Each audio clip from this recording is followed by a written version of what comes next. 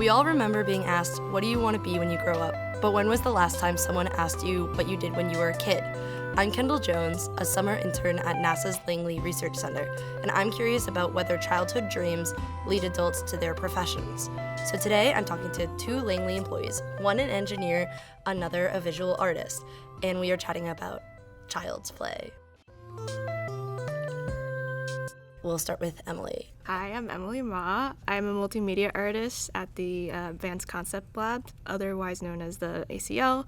I'm just essentially an artist. I work on engineering visualizations, currently just kind of making different concept art for a variety of different projects. So I'm Tommy Hallock. I've been here for about 2 years, and I work on conceptual aircraft design, which entails anything from hydrogen, electric, just hybrid vehicles, and a huge range of sizes too. So we go from like regional small electric aircraft all the way up to 300 passenger long distance aircraft. That's cool. You both do design in a way. So that's what we're really getting into, is where the creativity stems from both in childhood and how it's functioning today. I want to start with one of my favorite questions to ask people.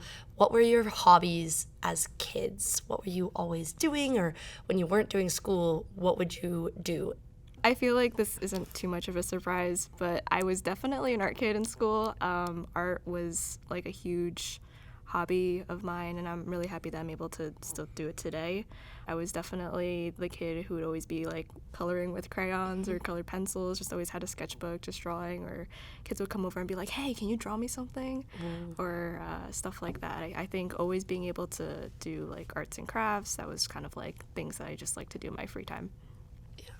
What were your hobbies as a kid? When I was really young, I played with Legos. I mean, honestly, from age 3, like they gave me the ones that you couldn't swallow. And then once I got older, I got like the, big packs. I have an older brother too, and he already had a ton of Legos. So that was forced upon me, and I loved it. So I do like building my own Legos more than buying a set, because I like the creativity and the art behind that. So I can relate to that.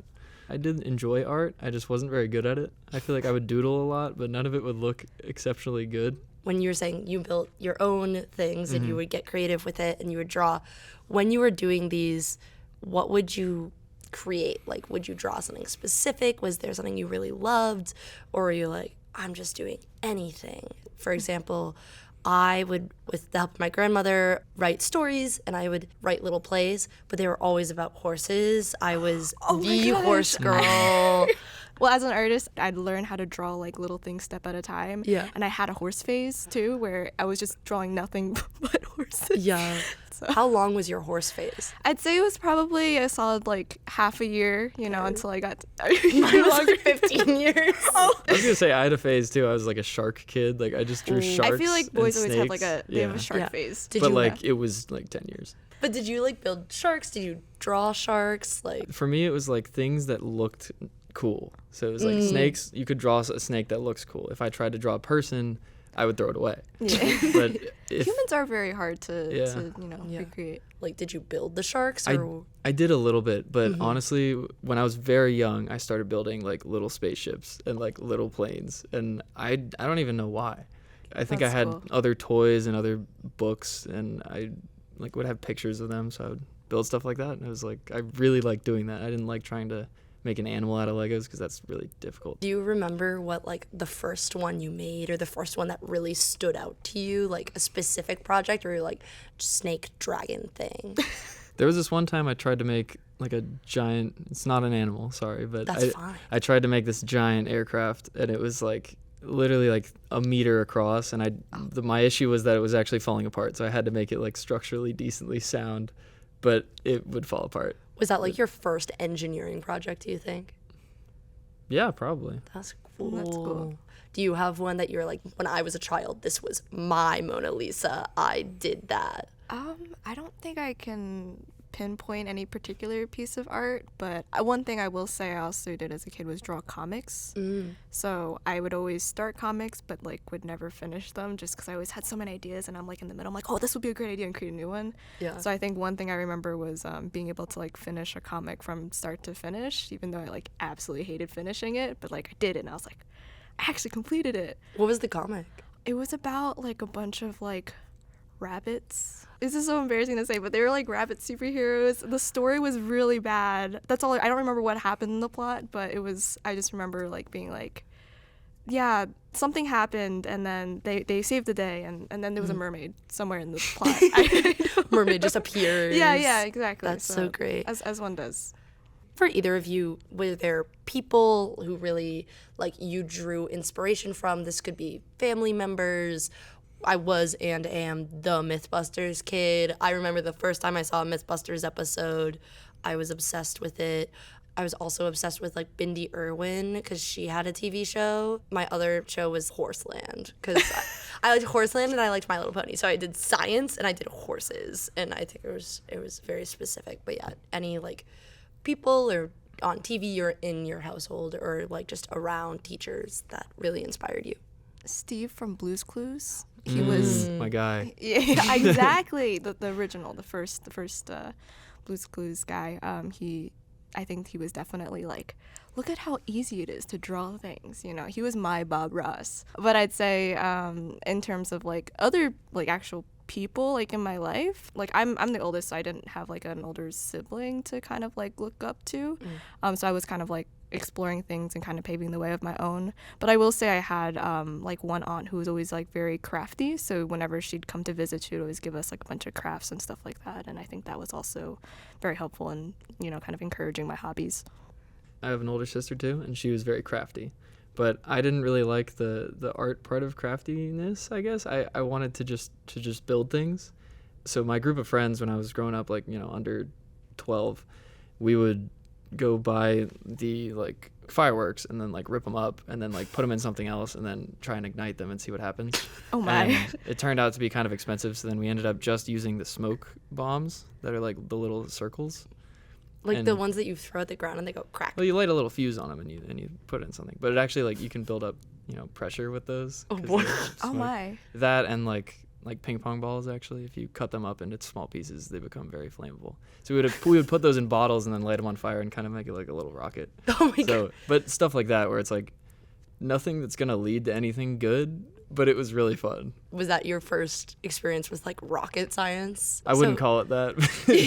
You made a rocket. You just said, you know, you light it. It's like a rocket engine. Did you Like, ever get in like I feel like trouble? when you're a kid, you need to justify it. You're like, I'm doing NASA science. Like, Yeah. what do you mean? This Yeah. is. I mean, we did it in a driveway, you know, it wasn't on grass or anything. We It were smart wasn't- about it. You're Okay, smart. just checking. I was gonna say like you didn't get into like accidents or get in trouble for like blowing No, things up. no, nothing bad ever happened.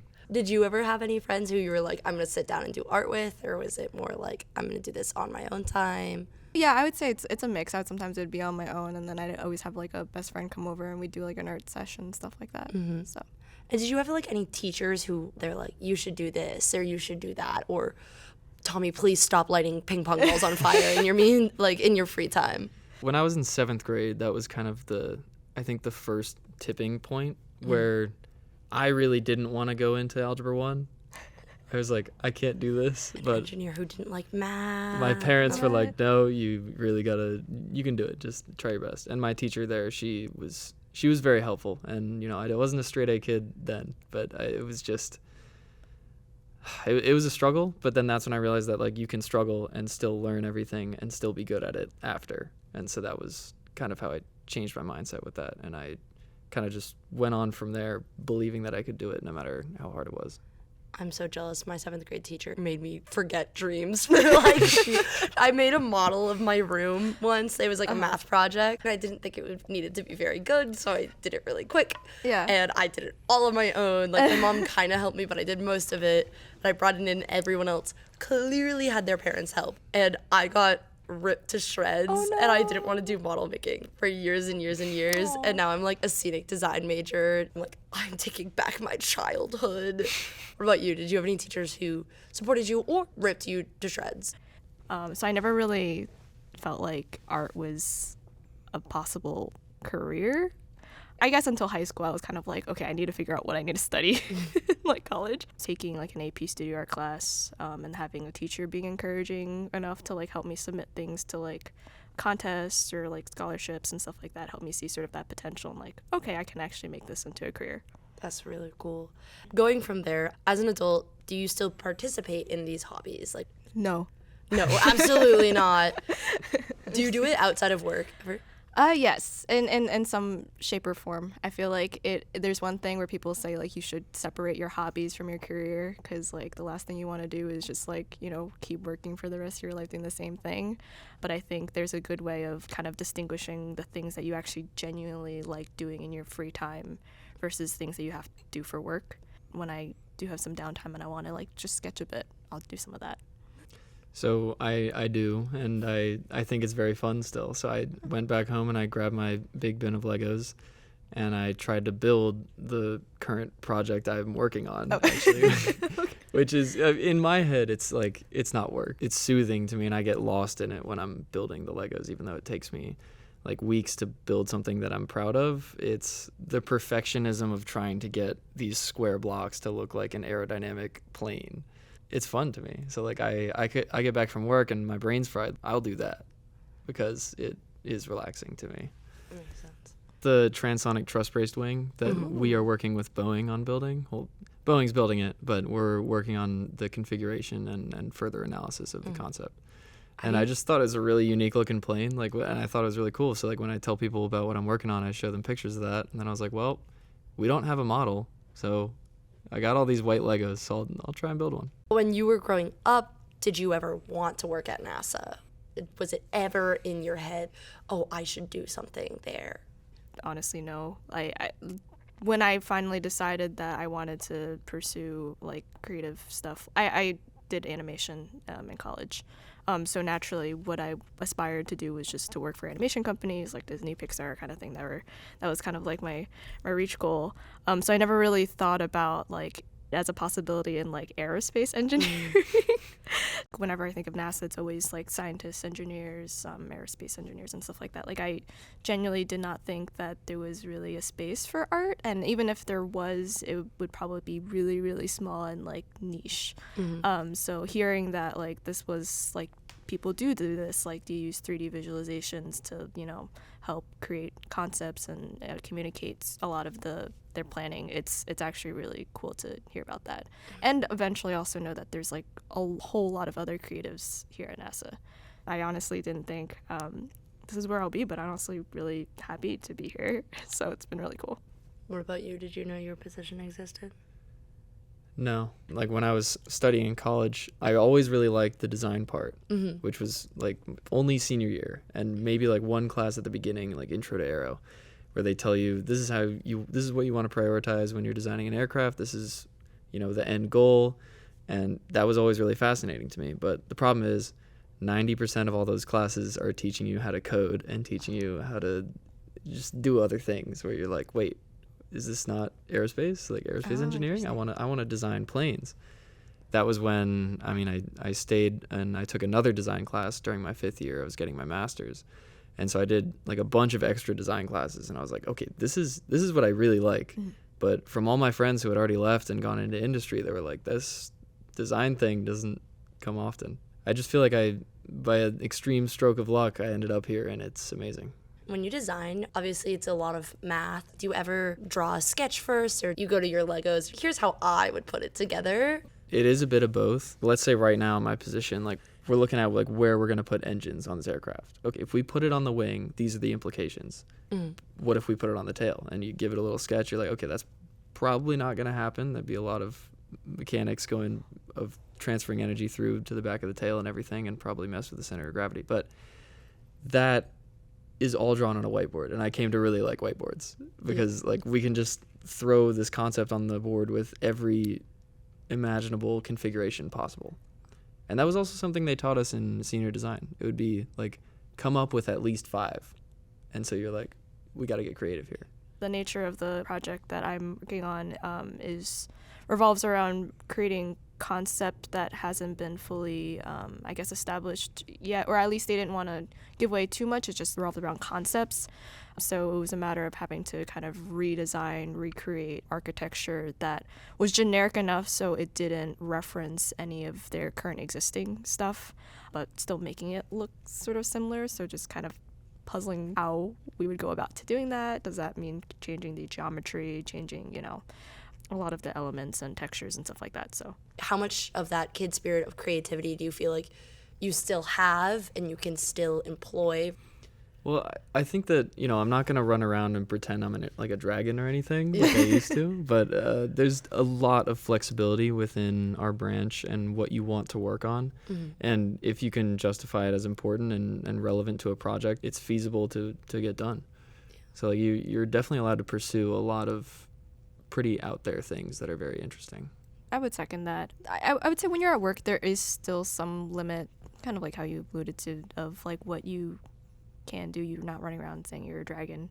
I think like as long as sort of the work that you're doing pertains to the project, you can still pursue that. And I think even in the free times that we have like outside of work too, like I think that still allows for that sort of creativity. So I'd say, yeah.